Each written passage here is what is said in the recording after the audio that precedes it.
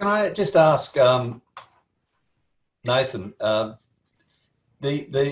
blogs that you've put in, I'm just interested in, and others as well, on how your customers have used those for their business. In my case, as you know, the two websites I've shown you, obviously the blog and the profile site, well, that's a blog, and that's why you go to there first and you see the blog. On Tall and True, it's about showcasing writing, but it's also got to have a blog in there. And I realised that early in the piece. In fact, the blog came afterwards, and then I just populated it with a lot of posts from my blog, from robertfair.com. I am interested to see to understand how people are using blogs. Customers might be using blogs, and in order to support their business, raise their SEO, attract their customers, reward their customers. I'm quite interested in why they use a blog. Most of our business customers use a blog because it's a great way of refreshing your content, and their Google picks up on refreshed content. Mm-hmm. And recatalogs. So that's an SEO point of view for using a blog, I guess, more than anything else. But having said that, Google's very smart, and that blog has to make sense. It has to suit the purpose of the site. If the site's talking about caravans, then it expects to see blogs about caravans or caravan-oriented subject matter. You just don't randomly throw things in there. We try to teach our clients to keep their blog posts around 500 words, which seems to be an optimum size. And for some of them, that's a stretch. For some, that we also organise a content writer for them, because obviously they don't have the know-how to write their own blogs. So that's just a cost they'll take on. But like I said, most of ours are done opposite to yours. Our blog is a secondary thing to support a business website. And that's how they're used. And we try to get them blogging at least once a month, which seems to be okay. You don't have to flood the thing with blogs every couple of days. So Google happy then that blog happens once a month? Exactly. I mean, it's coming through and refreshing, that's all. If it finds new content, it sees a reason to relook at the site. If it doesn't find any new content, then it's going to keep what it's already got there. There's no need to, you know what I mean, recatalog the site if everything's the same. And the way I understood it, someone I was talking to the other day on one of the Google chats was explaining that basically they come in and do a snapshot, like a high level snapshot, and they won't go any further. They don't dig down into the site unless they see something in that snapshot that tells them they should. And what level do they do the snapshot? Is it the home page? Is it No, it's more of a structure of the site. They'll look at like not page headings. They'll look at what do you call it? A lot of your metadata. Not the metadata counts for anything much on Google anymore, but it's still very important, and it's very important what's in it. So therefore, if your blog's got, you know, you've had a new blog entry in there, it's got new metadata and that shows up, then in the snapshot, it'll pick that up and it says basically, well, we need to recatalog this again. There's new content. Well, Robert, they'll never tell you what they're looking for.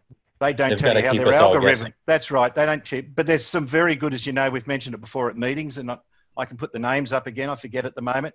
There's guys within Google who actually talk about how all the algorithms and how they're working, and dispel any, what do you call it? Dispel any theories that aren't correct and so on. So from that point of view, they're helpful, but they'll never tell you exactly how they're doing it, and they'll never tell you why they're doing it. And there are some bizarre changes that come through from time to time, obviously commercially driven. Well, they do talk only in general terms. They're not going to tell us the algorithm, but they do tell us what they want.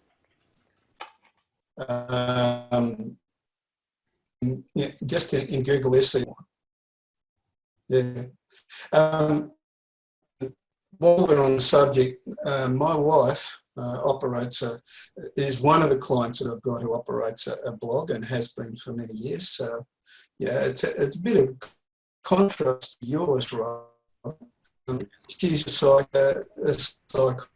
psychologist, and she publishes articles essentially for her, for clients who come and see her in her practice. And what we do, or what we've done over the years, probably around about 7-8 years now, she's written blogs when they come to mind, when she's got a topic or something or other, and she's got a number of themes within her practice. She'll write them, and I'll send them out using RS Mail. I send them out to a distribution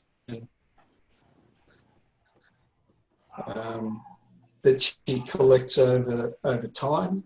Stuff that happens maybe once every couple of months, and I track the returns with RS Mail. I see what trends are, who clicked on what, that type of thing. There's not a lot of detail, but it tells you if you're on the right track. And I would say that blog has probably been one of the pillars keeping her practice healthy. Mm-hmm. Because it keeps her in contact with her customers and customers. From my numbers, a third of her business comes through word of mouth referrals, a third comes from doctors' referrals, and another third comes from basically people who are searching mental health topics, and they hook an article out of organic SEO from whatever it is they're searching for. And I'm not so much interested in how it's based on her new content to the site map and the SEO publishing that's on the site.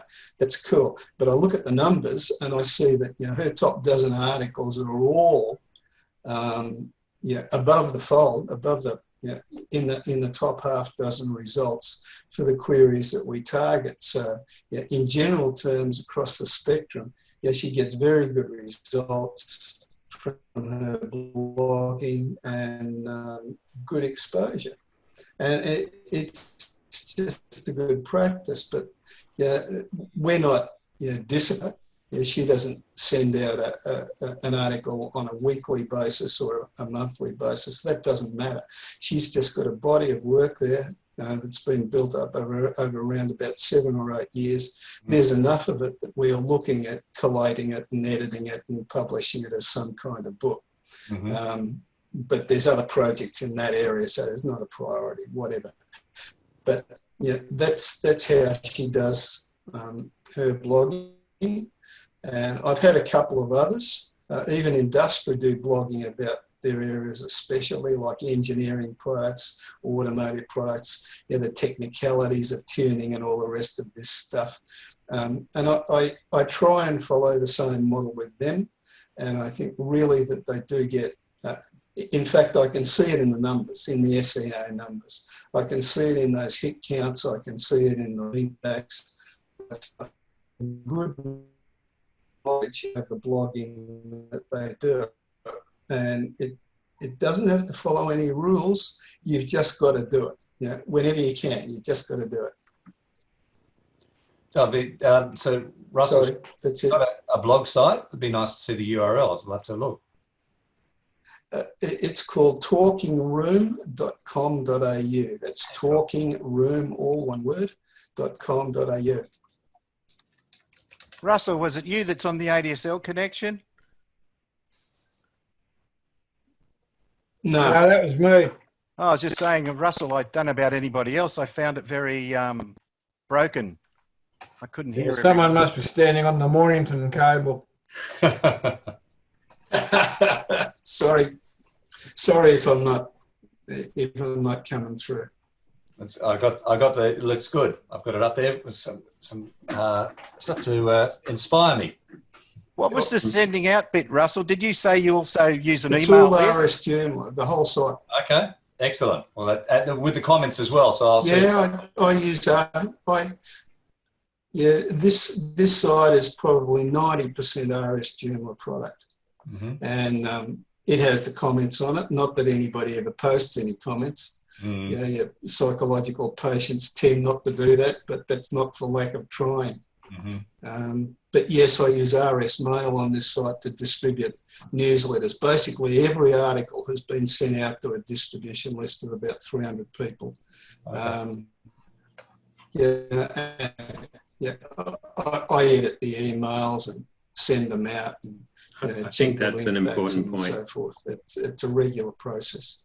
that point of that ultimately your blog is supporting you sending out things via, say, email newsletters or on some other social media, and those and sort of, I guess, you're reaching out with the other medias that go to them, that draw them back into your site. We find if we do blogs on client sites and they don't distribute it further than their site, then it'll struggle. It might get some organic listings and things like that, but it definitely helps if they start to get a sort of a base that they go to around it, and sort of the two or three things are working together. That's true, especially where it's specialised. We've got one of our clients does pre and post pregnancy exercise classes, a specialist area. They do a monthly newsletter. From the newsletter, we take valid points to turn into their blog on their site where people can refer back to.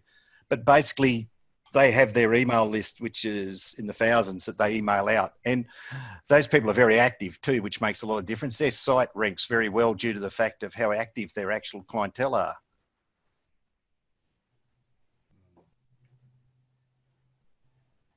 It's funny, in some ways, blogging, we talked before about podcasts. Podcast seems to be the new blog as such. At one stage there, everyone had to have a blog. And then we've sort of moved on. Everyone's got to have a podcast now. And it is interesting. I love listening to podcasts, but I find that you can become a little bit like the rabbit hole we talked about before. You become overwhelmed in terms of trying to find the right content and so forth, and find the time to listen to them all, even with this extra time we've got at home now. Yeah. Yeah, I think the sort of the podcast side of things, and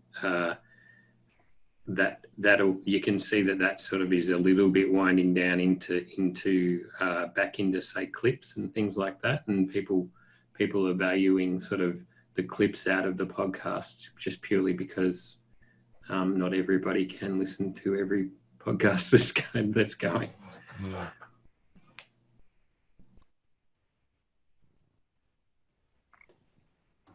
Well, that's been a great discussion, and thanks, Robert, for your contribution to kick things off. Thanks everyone for thanks very much. Round of applause. sanitized hands. Thank you. I was just thinking Simon's on a time machine because we're all ahead of him. Well, I am a Doctor Who fanatic.